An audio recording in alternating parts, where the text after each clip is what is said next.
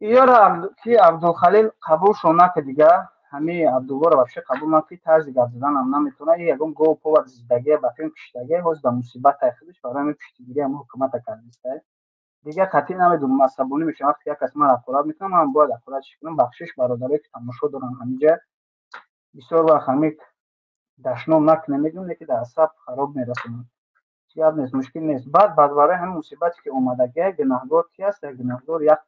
ҳамин як оила аст. Асари қудрат як оила аст. ҳамин оилаву ҳамин Тоҷикистона гирифта натонистест ҳамин коре ки мисол гӯем ки пеш бурдан натонистест ҳамин чизоро. برای پیش بردن سواد عقل در کنه برادر.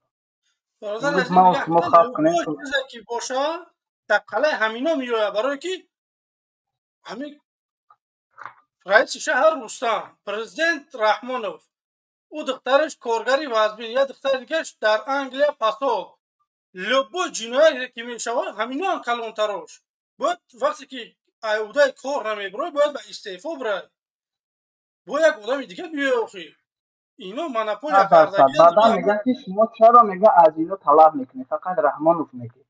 وقتی که رحمانوف میگیم اوله رحمانوف میگیم همونای لسر قدرت بله با مردم شریف تاجیکستان گفتنی هستم همین روز دیگه از فستیوال با چهار کودک دیگه مردگی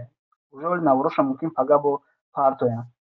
و توکای ما مثال در دیدن جدیل شما گپ میزنیم شما این بروی رویشت گپ زنه بروی گپ زنه حق دفاع کنی یگون کسی تروریست نیست آدمکش نیست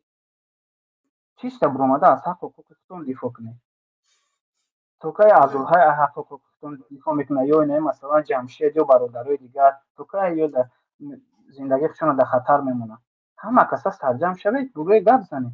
از حق حقوقتون دفاع کنه نه فقط از درون فقط از بیرون این همین هفته در داخل مسکو چند بچه تاجیک کورچه زدن یک از خودش اوس کشیده میگه بچه دیگر اون در شبکه‌های اجتماعی برآمد در اوج مصیبت یوان در گرفته است نه از پژارلیک کشیدولا نه پژارلیک او نداره میگن یوان در گرفته است تمام مگزین اگرانیستان همه در گرفته است بله شنبه دومو در گرفته است ادسیتیا کودکان مرده است برای چی مصیبت ها حل کرده پیشکی نمیتونه یا چون همه میخوره که این مصیبت ها بیاد توی سر مردم برای این مصیبت که نبیاید باید پیشکی همه وقت پیگیری کردن در کره مثلا برای عقل در کره سواد در کره همه هوا سنجگایی که میبرن هواشون میگن چیه پیشکی هوا رو نفتن که خمیتی میشود پیشگیری کردن در کره مثلا ذخیره کردن در کره یا کمراشون در تجارت میمونن یا الکتریبورایی که از کیتای آوردگان همه را تجارت کرده فروختن بسیار اوضاع یا حقیقت دلیل که نیست گفتن نمیشه بسیار اکثرات چی میگه که بسیار تکنیکا در آوردگی میگه باید غیره به سودا فروشه باید کمرو را بفروشن بله برای تکنیکا در آوردنشون خمودم آدم میکشن و عذاب میتن زیرا میخه باشه باید با جوابگاری کشیده شود رستم امالی صورتایی که روزی برو وردن در شبکه‌های اجتماعی حداقل همون یا بار تو همون بیا 5 متر غیره دور بره مادر توجیک برف تازه کردسته تا یا ماشین تفرود 4 تا تراکتوری وای میشوه همون برف تازه کنک میشوه بله این هم برف که دوستان چون یک ماشین شب بفروشن 4 تا برف تازه کنک میشوه مادر توجیک میگیره پاواش میتیه خودش هم برف رو ماشین های کده تازه میکنه شرط نیست که تلافاتگوی پلاستماسی را بتیشونه مادر توجیک ایستاد تو بیکاره برف تازه کنه تریتوار تازه کنه ایزانا که دست 21 بخدا یا خشمی بروی همین طرفداری میکنه نه که بعد میبینیم میگه که مادر توجیک برف دست تو 4 ساعت تازه کردسته میگه خواه کوشه کوشه تو یک تراکتور گیبتشه پاواش هم میگیری میتیشه تمام یادش میتیه هفته پرکتیکا میگذاره کار میکنه همین آلمان هم همین خیلی یک زنه که پرکتیک همین تراکتور گرفتگی طرف همش همین زمستون برف بویده بود زنکو در دوری ماشین گرم کرد کار کردستیم برف تازه میکنه در دوری ماشین تراکتور بله برای خیلیش باید همه وقت مثل محصولات خریدن در کره پول ترچ میکنه که بعد او برفو نباشه یک برو وردن عکسوش گرفتن در پیش خودش رهگم زده و بیچاره نمیدونه در کجا چی بگه من در چه حیرون میشم که رستم امالی در ترمه بود که مردم هوای دفاع کردن یا که رستم امالی کش دادن چی بود که اینا برمدن طرفداری ای رستم امالی من چیزا نمیفهمم. پیشتا یک آدم درباره یک آدم میتینگ میکردن که او آدم ناحق کشتن یا که زندانش کردن یگان کار کردن مردم به اعتراض میبرمدن. اینا برمدن صورتی رحمان فقطی رستم گرفتن در قد کوچه ها. من نمیدونم که این مردم اینو تا که میخواد صورت آدمای زنده را میگیرن این طبقه به همین فقط چوپلیسی منیخشه فقط بیان بلیسن تمام برای که زندگیشون خوب شود. منم خبر اگه خیلی بگیریم که هم سه چهار کس زندگیش خوب میکنن دیگروش باز همین تاجیکستان هم کشیده کدام که پشتی رحمان و فای همون سه چهار کسی هستن پشتی همه زندگیش خوبه. 8 میلیون 9 میلیون دیگه مردم کپاش سوختگیه. نم خبر بله جنایتکار بیشتر شده برادر عزیز. اس کو سلام علیکم.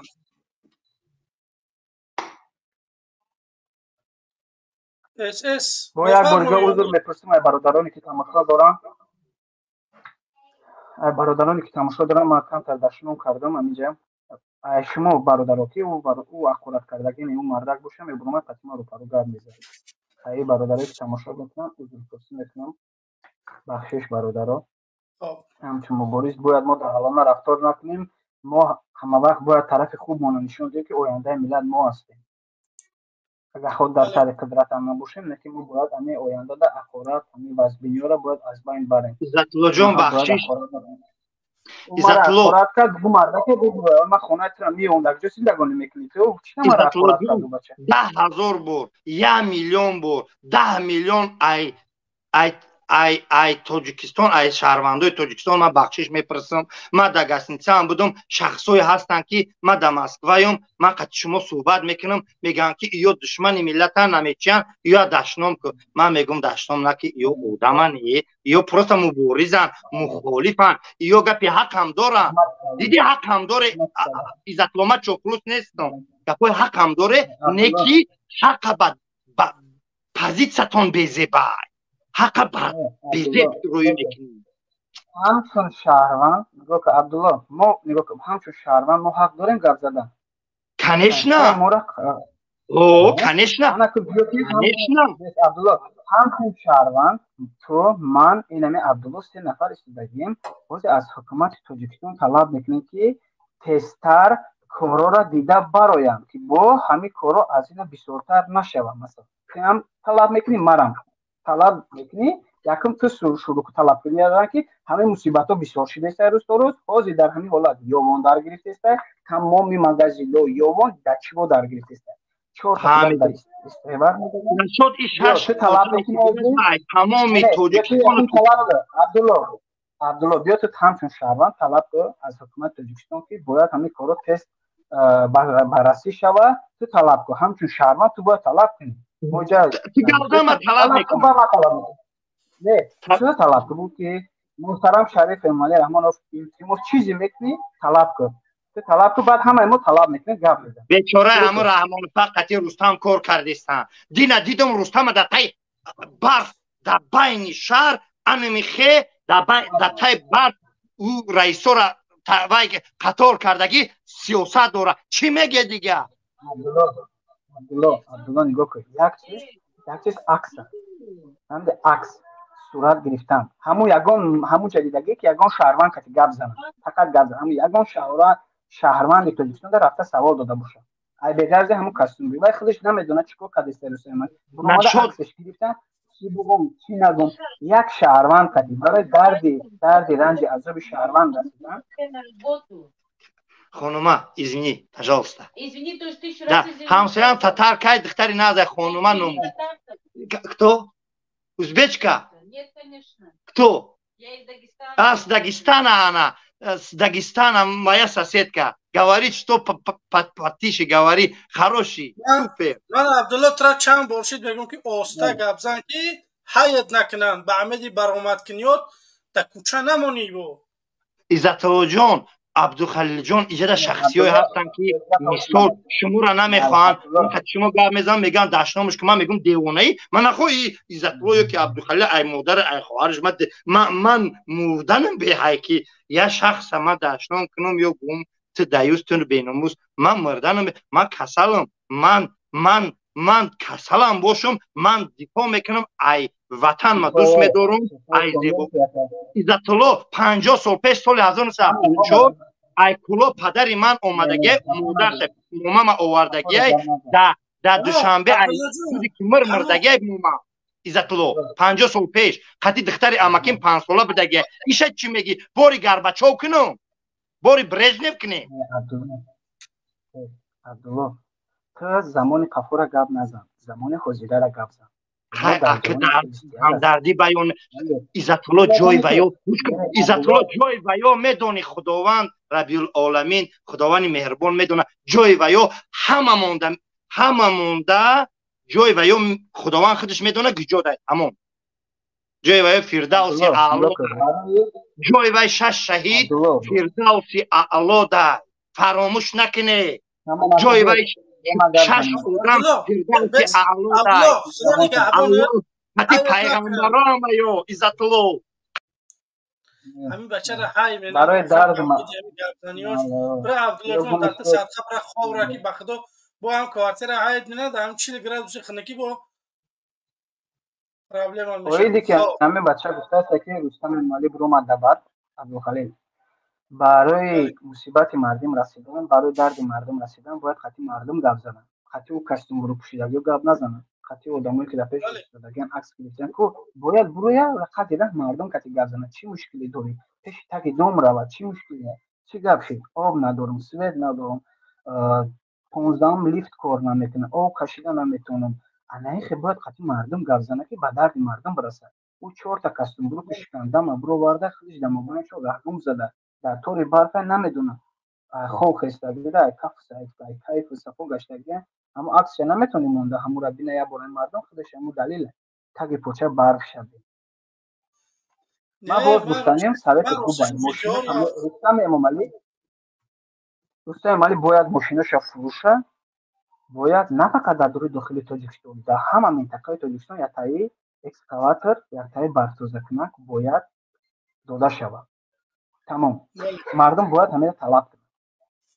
ماشیناش فروشه ماشینایی که ای دولت ای پول ملت خریدگی برای هر یک منطقه تاجیکستان یک تایی اکسکاواتر برف‌توزکنک برف اوکنک برف توزه کردن در هر منطقه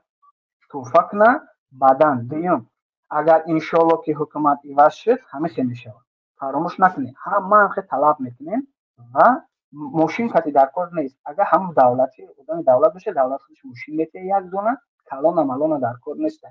بندیتو در کار نیستن 7 8 ماشین بریگاد در کار نیستن خود نشانتی در کار نیستن